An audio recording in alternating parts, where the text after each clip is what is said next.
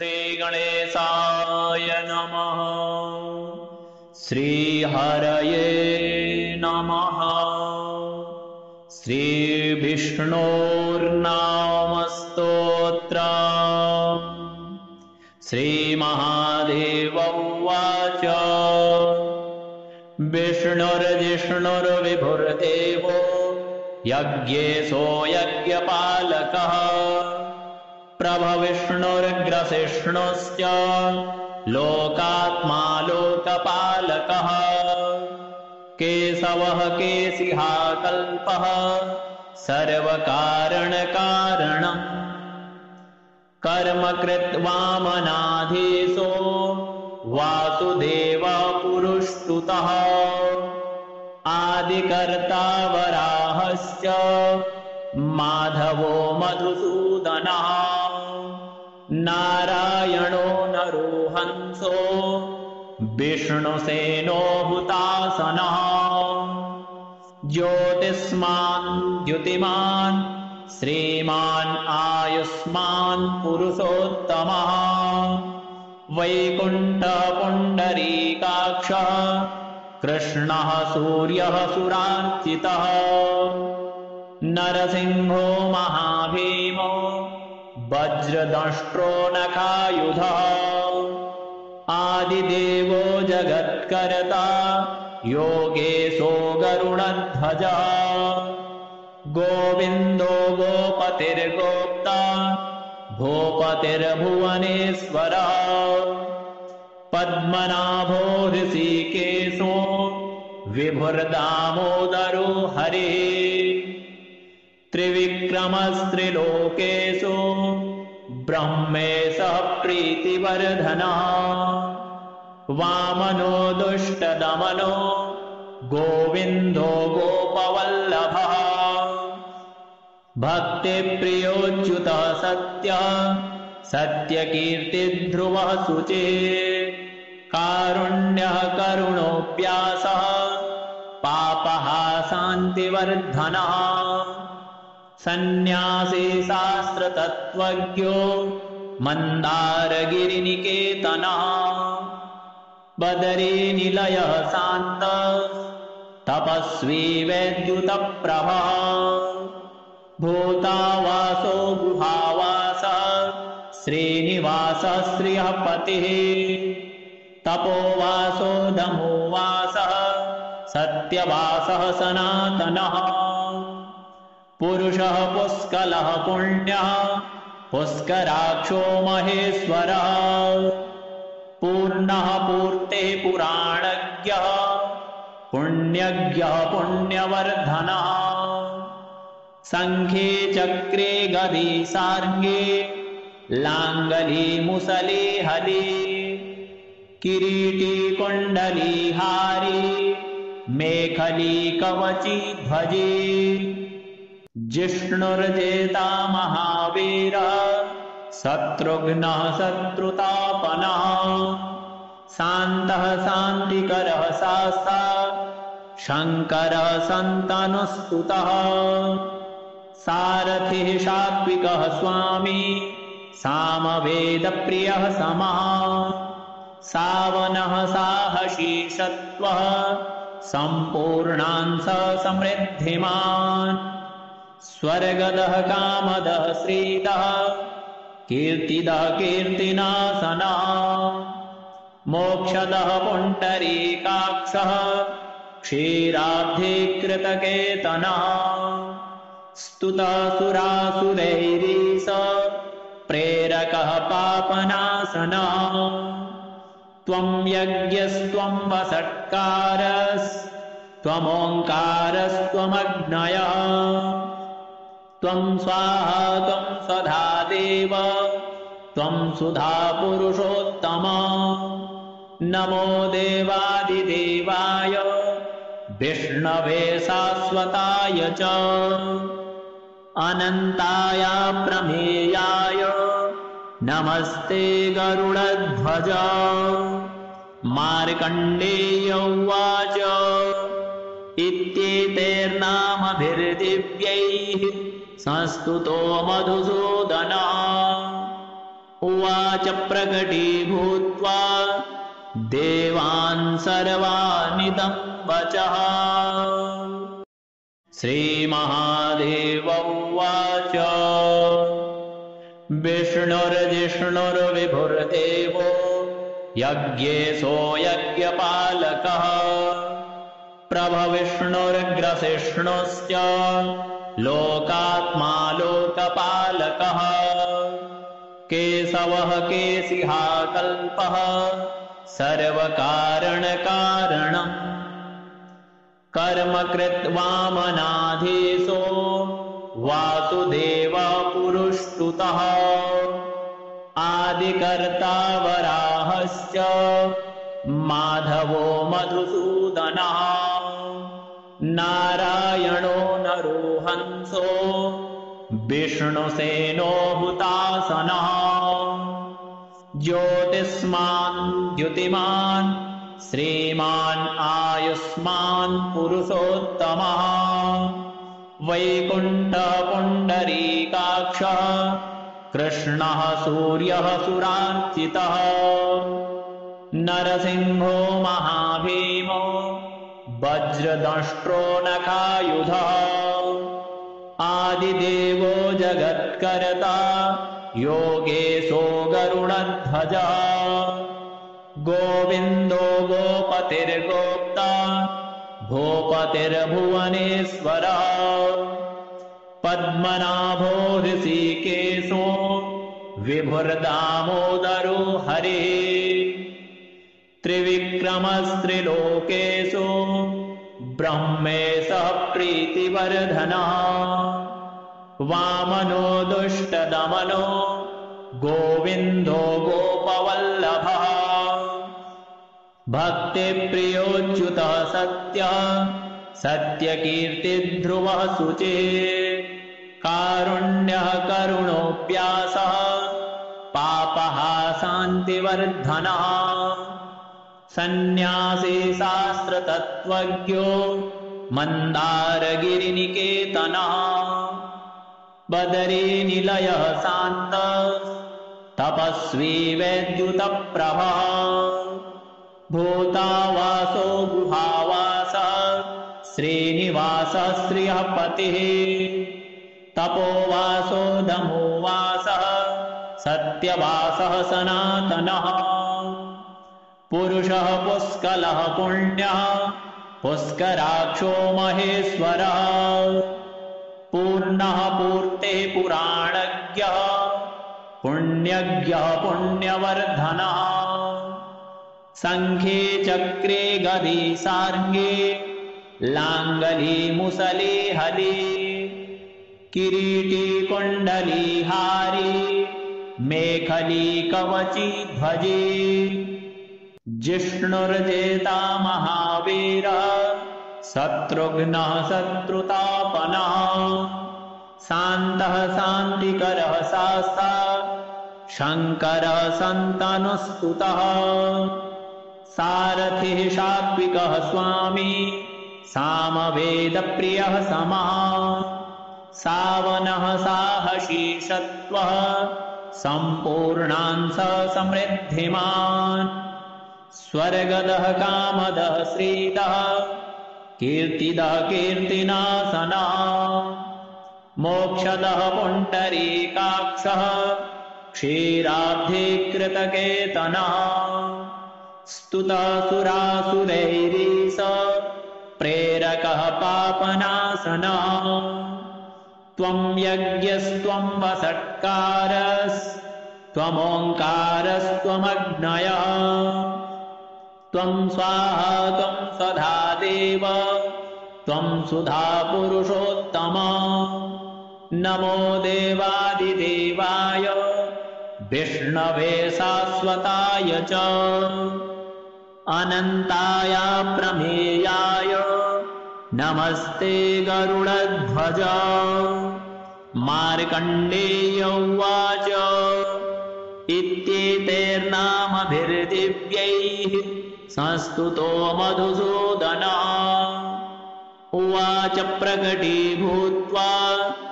देवान् सर्वानिदं वचः। श्रीमहादेव उवाच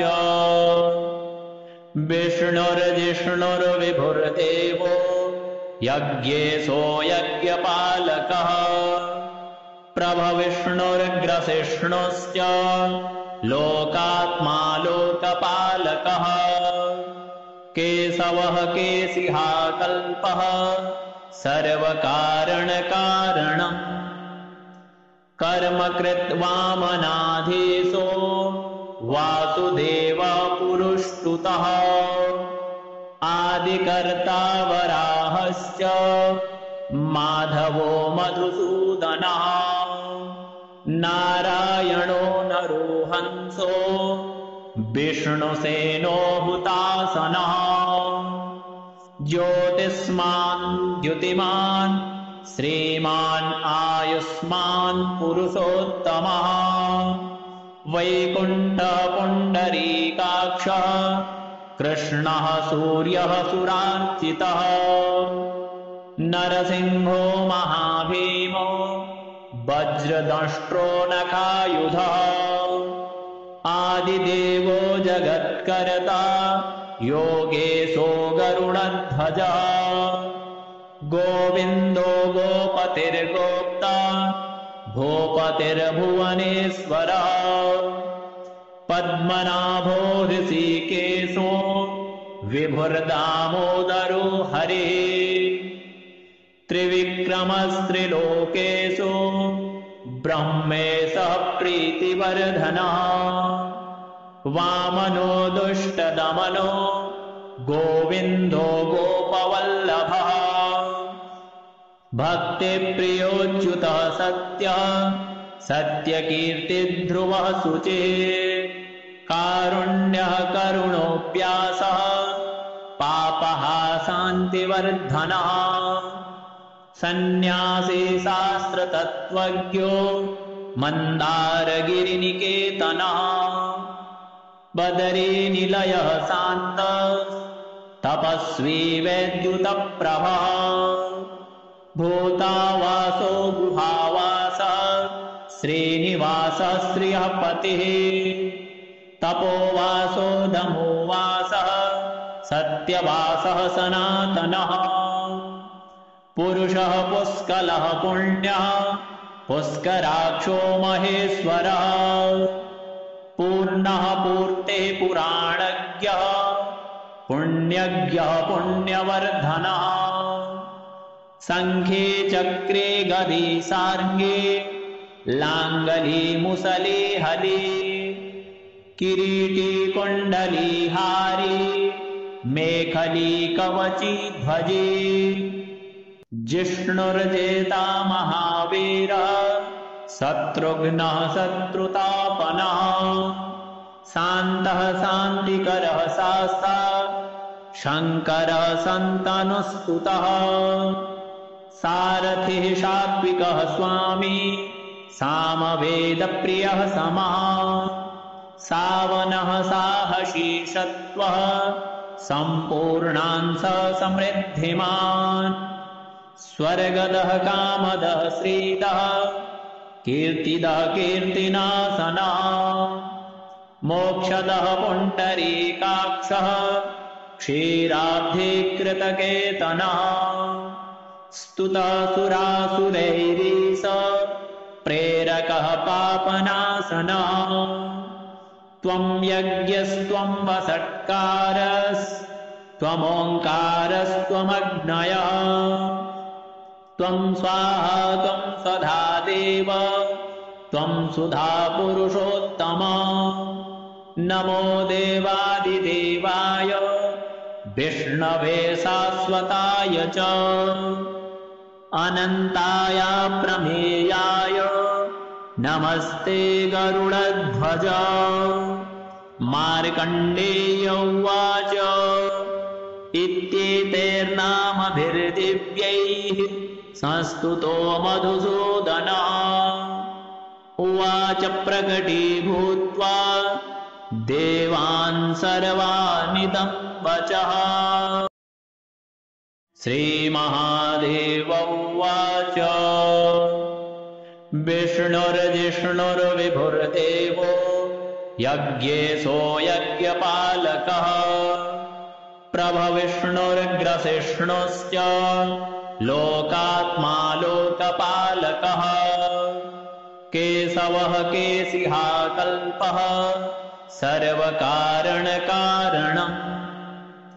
कर्मकृत् वामनाधीशो वासुदेवः पुरुष्टुतः आदिकर्ता वराहश्च माधवो मधुसूदनः नारायणो नरोहंसो विष्णुसेनो हुतासनः ज्योतिष्मान् द्युतिमान् श्रीमान् आयुष्मान् पुरुषोत्तमः वैकुण्ठः पुण्डरीकाक्षः कृष्णः सूर्यः सुरार्चितः नरसिंहो महाभीमो वज्रदंष्ट्रो नखायुधः आदिदेवो जगत्कर्ता योगेशो गरुडध्वजः गोविन्दो गोपतिर्गोप्ता भूपतिर्भुवनेश्वरः पद्मनाभो ऋषिकेशो विभुर्दामोदरो हरिः त्रिविक्रमस्त्रिलोकेशो ब्रह्मेशः प्रीतिवर्धनः वामनो दुष्टदमनो गोविन्दो गोपवल्लभः भक्तिप्रियोच्युतः सत्यः सत्यकीर्तिध्रुवः शुचिः कारुण्यः करुणोऽप्यासः पापः शान्तिवर्धनः सन्न्यासी शास्त्रतत्त्वज्ञो मन्दारगिरिनिकेतनः बदरीनिलयः शान्तः तपस्वी वैद्युतप्रभः भूतावासो गुहावासः श्रीनिवासः श्रियः पतिः तपोवासो दमोवासः सत्यवासः सनातनः पुरुषः पुष्कलः पुण्यः पुष्कराक्षो महेश्वरः पूर्णः पूर्ते पुराणज्ञः पुण्यज्ञः पुण्यवर्धनः शङ्खे चक्रे गदे सार्ङ्गे लाङ्गली मुसले हले किरीटी कुण्डली हारी मेखली कवची ध्वजे जिष्णुर्जेता महावीरः शत्रुघ्नः शत्रुतापनः शान्तः शान्तिकरः शास्ता शङ्करः सन्तनुस्तुतः सारथिः सात्विकः स्वामी सामवेदप्रियः समः सावनः साहसी सत्त्वः सम्पूर्णांश समृद्धिमान् स्वर्गदः कामदः श्रीदः कीर्तिदः कीर्तिनाशनः मोक्षदः पुण्डरीकाक्षः क्षीराब्धिकृतकेतनः स्तुतः सुरासुरैरीश प्रेरकः पापनाशनः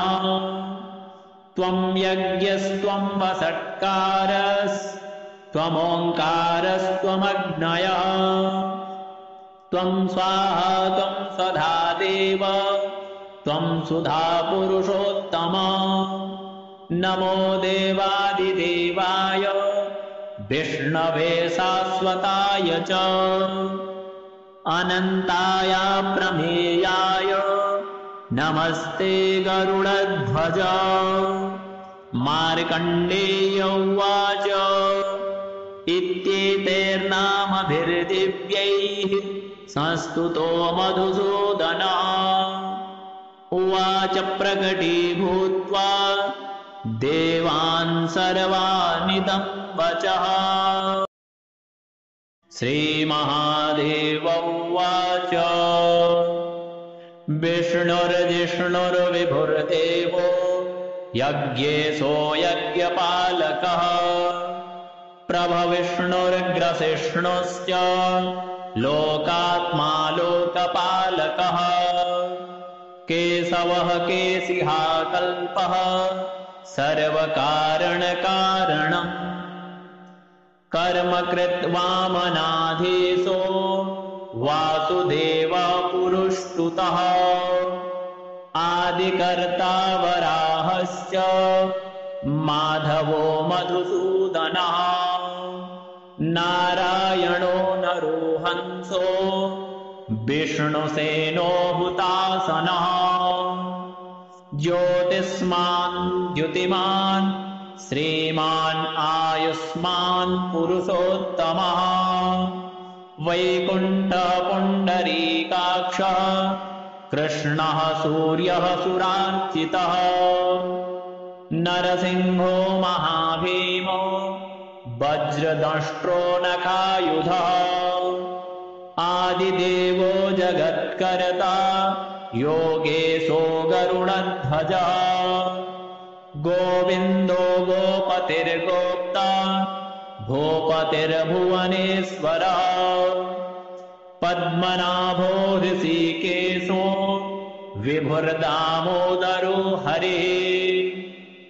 त्रिविक्रमस्त्रिलोकेशो ब्रह्मेशः प्रीतिवर्धनः वामनो दुष्टदमनो गोविन्दो गोपवल्लभः भक्तिप्रियोच्युतः सत्यः सत्यकीर्तिध्रुवः शुचिः कारुण्यः करुणोऽप्यासः पापः शान्तिवर्धनः सन्न्यासी शास्त्रतत्त्वज्ञो मन्दारगिरिनिकेतनः बदरीनिलयः शान्तः तपस्वी वैद्युतप्रभः भूतावासो गुहावासः श्रीनिवासः श्रियः पतिः तपोवासो दमोवासः सत्यवासः सनातनः पुरुषः पुष्कलः पुण्यः पुष्कराक्षो महेश्वरः पूर्णः पूर्ते पुराणज्ञः पुण्यज्ञः पुण्यवर्धनः शङ्खे चक्रे गदे सार्ङ्गे लाङ्गली मुसले हले किरीटी कुण्डली हारी मेखली कवची ध्वजे जिष्णुर्जेता महावीरः शत्रुघ्नः शत्रुतापनः शान्तः शान्तिकरः शास्त्रः शङ्करः सन्तनुस्तुतः सारथिः सात्विकः स्वामी सामवेदप्रियः समः सावनः साहसी सत्त्वः सम्पूर्णांशः समृद्धिमान् स्वर्गदः कामदः श्रीदः कीर्तिदः कीर्तिनाशनः मोक्षदः पुण्डरीकाक्षः क्षीराब्धिकृतकेतनः स्तुतः सुरासुरैरीश प्रेरकः पापनाशनः त्वं यज्ञस्त्वं वषट्कारस्त्वमोङ्कारस्त्वमग्नयः त्वं स्वाहा त्वं सदा देव त्वं सुधा पुरुषोत्तम नमो देवादिदेवाय विष्णवे शाश्वताय च अनन्ताय प्रमेयाय नमस्ते गरुडध्वज मार्कण्डेय उवाच इत्येतैर्नामभिर्दिव्यैः संस्तुतो मधुसूदनः उवाच प्रकटीभूत्वा देवान् सर्वानिदं वचः श्रीमहादेव उवाच विष्णुर्जिष्णुर्विभुर्देवो यज्ञेशो यज्ञपालकः प्रभविष्णुर्ग्रसिष्णुश्च लोकात्मा लोकपालकः केशवः केशिहा कल्पः सर्वकारणकारणम् कर्म कृत्वामनाधीशो वासुदेवः पुरुष्टुतः आदिकर्ता वराहश्च माधवो मधुसूदनः नारायणो नरोहंसो विष्णुसेनो हुतासनः ज्योतिष्मान् द्युतिमान् श्रीमान् आयुष्मान् पुरुषोत्तमः वैकुण्ठः पुण्डरीकाक्षः कृष्णः सूर्यः सुरार्चितः नरसिंहो महाभीमो वज्रदंष्ट्रो नखायुधः आदिदेवो जगत्कर्ता योगेशो गरुडध्वजः गोविन्दो गोपतिर्गोप्ता भूपतिर्भुवनेश्वरः पद्मनाभो ऋषिकेशो विभुर्दामोदरो हरिः त्रिविक्रमस्त्रिलोकेषु ब्रह्मेशः प्रीतिवर्धनः वामनो दुष्टदमनो गोविन्दो गोपवल्लभः भक्तिप्रियोच्युतः सत्यः सत्यकीर्तिध्रुवः शुचिः कारुण्यः करुणोऽप्यासः पापः शान्तिवर्धनः सन्न्यासी शास्त्रतत्त्वज्ञो मन्दारगिरिनिकेतनः बदरीनिलयः शान्तः तपस्वी वैद्युतप्रभः भूतावासो गुहावासः श्रीनिवासः श्रियः पतिः तपोवासो दमोवासः सत्यवासः सनातनः पुरुषः पुष्कलः पुण्यः पुष्कराक्षो महेश्वरः पूर्णः पूर्तेः पुराणज्ञः पुण्यज्ञः पुण्यवर्धनः शङ्खे चक्रे गदे सार्ङ्गे लाङ्गली मुसले हले किरीटी कुण्डली हारी मेखली कवची ध्वजे जिष्णुर्जेता महावीरः शत्रुघ्नः शत्रुतापनः शान्तः शान्तिकरः शास्त्रः शङ्करः सन्तनुस्तुतः सारथिः सात्विकः स्वामी सामवेदप्रियः समः सावनः साहसी सत्त्वः सम्पूर्णांशः समृद्धिमान् स्वर्गदः कामदः श्रीदः कीर्तिदः कीर्तिनाशनः मोक्षदः पुण्डरीकाक्षः क्षीराब्धिकृतकेतनः स्तुतः सुरासुरैरीश प्रेरकः पापनाशनः त्वं यज्ञस्त्वं वषट्कारस्त्वमोङ्कारस्त्वमग्नयः त्वं स्वाहा त्वं सदा देव त्वं सुधा पुरुषोत्तम नमो देवादिदेवाय विष्णवे शाश्वताय च अनन्ताय प्रमेयाय नमस्ते गरुडध्वज मार्कण्डेय उवाच इत्येतैर्नामभिर्दिव्यैः संस्तुतो मधुसूदनः उवाच प्रकटीभूत्वा देवान् सर्वानिदं वचः श्रीमहादेव उवाच विष्णुर्जिष्णुर्विभुर्देवो यज्ञेशो यज्ञपालकः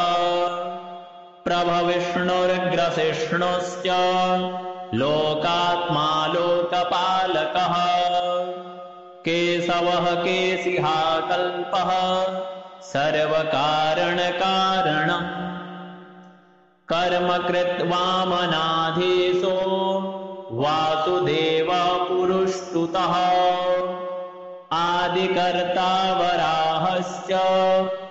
माधवो मधुसूदनः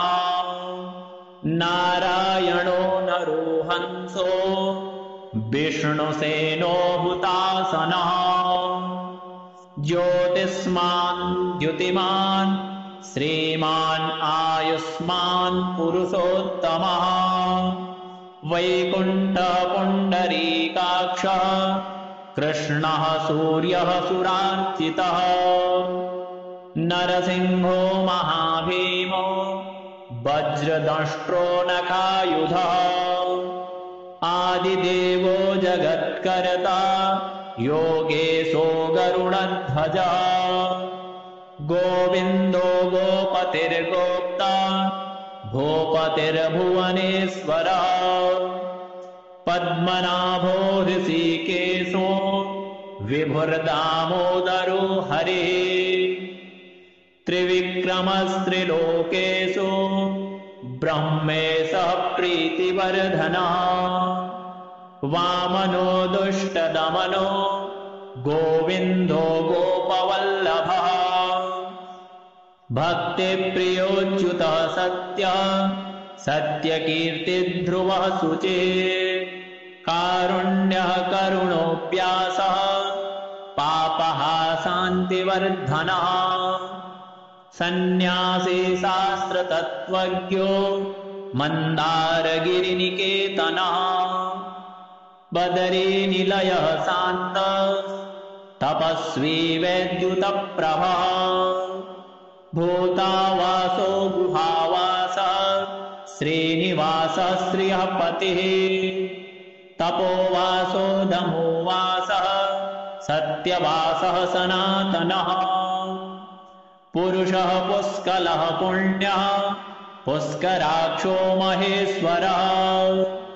पूर्णः पूर्तेः पुराणज्ञः पुण्यज्ञः पुण्यवर्धनः शङ्खे चक्रे गदे सार्ङ्गे लाङ्गली मुसले हले किरीटी कुण्डली हारी मेखली कवची ध्वजे जिष्णुर्जेता महावीरः शत्रुघ्नः शत्रुतापनः शान्तः शान्तिकरः शास्तात् शङ्करः सन्तनुस्तुतः सारथिः सात्विकः स्वामी सामवेदप्रियः समः सावनः साहसी सत्त्वः सम्पूर्णांशः समृद्धिमान् स्वर्गदः कामदः श्रीदः कीर्तिदः कीर्तिनाशनः मोक्षदः पुण्डरीकाक्षः क्षीराब्धिकृतकेतनः स्तुतः सुरासुरैरीश प्रेरकः पापनाशनः त्वं यज्ञस्त्वं वषट्कारस्त्वमोङ्कारस्त्वमग्नयः त्वं स्वाहा त्वं स्वधा देव त्वं सुधा पुरुषोत्तमा नमो देवादिदेवाय विष्णवे शाश्वताय च अनन्ताय प्रमेयाय नमस्ते गरुडध्वज मार्कण्डेय उवाच इत्येतैर्नामभिर्दिव्यैः संस्तुतो मधुसूदनः उवाच प्रकटीभूत्वा देवान् सर्वानिदं वचः श्रीमहादेव उवाच विष्णुर्जिष्णुर्विभुर्देवो यज्ञेशो यज्ञपालकः प्रभविष्णुर्ग्रसिष्णुश्च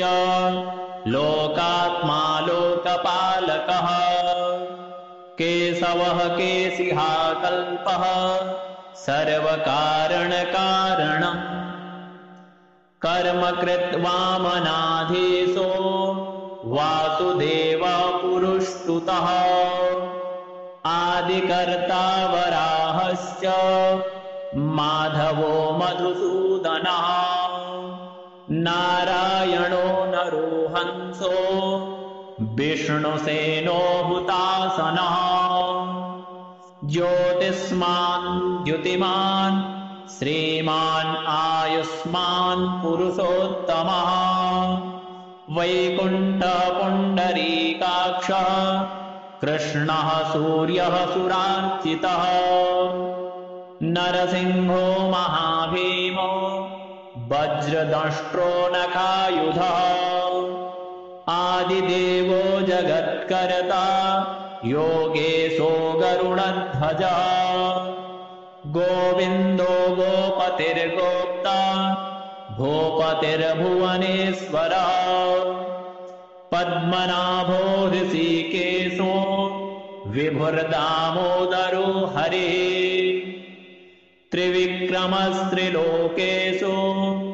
ब्रह्मेशः प्रीतिवर्धनः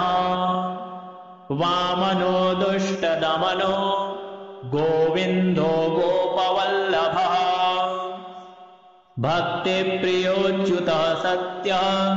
सत्यकीर्तिध्रुवः शुचिः कारुण्यः करुणोऽप्यासः पापः शान्तिवर्धनः सन्न्यासी शास्त्रतत्त्वज्ञो मन्दारगिरिनिकेतनः बदरीनिलयः शान्तः तपस्वी वैद्युतप्रभः भूतावासो गुहावासः श्रीनिवासः श्रियः पतिः तपोवासो दमोवासः सत्यवासः सनातनः पुरुषः पुष्कलः पुण्यः पुष्कराक्षो महेश्वरः पूर्णः पूर्तेः पुराणज्ञः पुण्यज्ञः पुण्यवर्धनः शङ्खे चक्रे गदे सार्ङ्गे लाङ्गली मुसले हले किरीटी कुण्डली हारी मेखली कवची ध्वजे जिष्णुर्जेता महावीरः शत्रुघ्नः शत्रुतापनः शान्तः शान्तिकरः शास्त्रः शङ्करः सन्तनुस्तुतः सारथिः सात्विकः स्वामी सामवेदप्रियः समः सावनः साहसी सत्त्वः सम्पूर्णांशः समृद्धिमान् स्वर्गदः कामदः श्रीदः कीर्तिदः कीर्तिनाशनः मोक्षदः पुण्डरीकाक्षः क्षीराब्धिकृतकेतनः स्तुतः सुरासुरैरीश